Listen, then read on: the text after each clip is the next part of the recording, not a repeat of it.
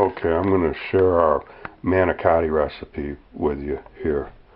I'm going to start out by cooking the sausage, and I got about 1.3 pounds of sweet Italian sausage there from the service store. I wish you could smell it. It's just going to cook for a while now. Okay, then this is the Italian sausage after it's already cooked nicely. Geez, I did it slow. I like to cook the meat slower anyhow, but it's just perfect. And take that out to cool and then put in your ground beef right in the same juice, because you need a little bit of grease in there anyhow. This is a pretty good, it's above ground chalk, so this is about 1.3 pounds too. 1.3 pounds of each. Okay. And the other thing is I usually use 3 tablespoons of parsley, fresh if you got it, but you don't have to. It's more for flavor. So if you got a little Italian seasoning, throw a little of that in there, whatever you want, you know. But you're gonna need like 3 slices of older bread, if you got some, a couple eggs, and then your even a few breadcrumbs, salt and pepper, and then of course your mozzarella, which is going to be diced.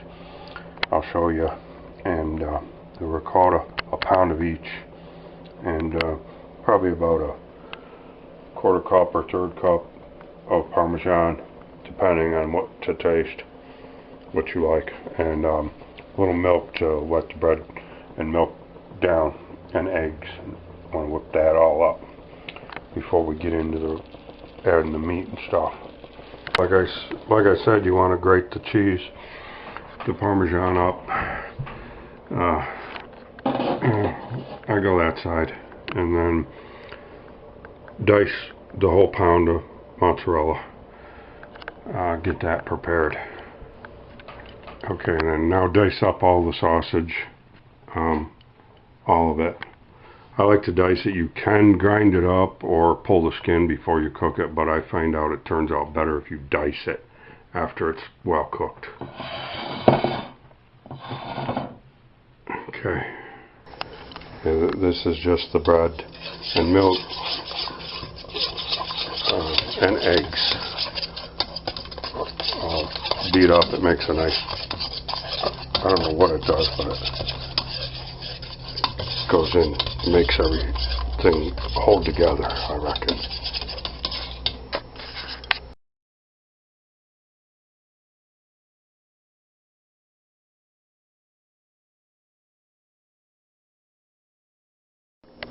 Okay, so now you go ahead and mix everything together, your meats and your cheeses.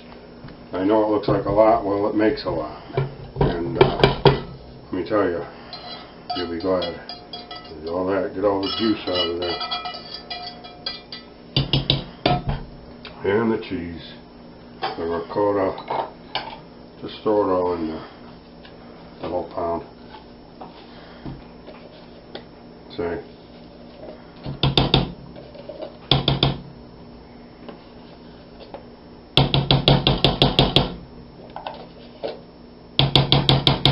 Beautiful.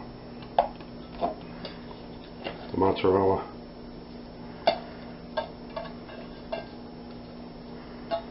And the parmesan. Okay, so there we got it all mixed up.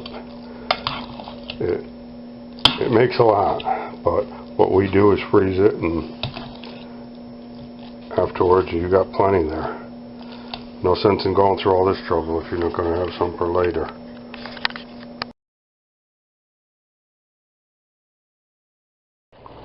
Okay, now you want to parboil your shells, and don't do too many at one time,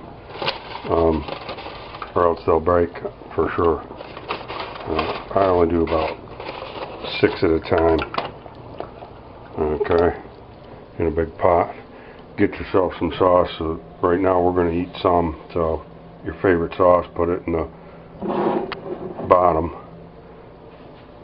And parboil your shells. You're going to have to, as soon as they start to change shape is when you want to pull them out. Okay, so now is the tedious job of filling all the shells. Just use yourself a little spoon and fill them up. Line them up in there on your sauce over here, however many you want to make. but you've got to fill them all eventually. You can keep it in the fridge for a night if you want and fill the rest, but it's going to fill about 40 shells at least. Okay, then cover them with a little more of your favorite sauce. If you want to put a little extra Parmesan on top, and then what we're going to do is cover this bowl up tight and go in a 325 oven for 35 to 40 minutes. You'll smell them. About 35-40 minutes later, take it out, let it cool down, let it set up, and you can put in your favorite garlic toast. Okay, now take your cholesterol medicine and bon appetit. Special recipe.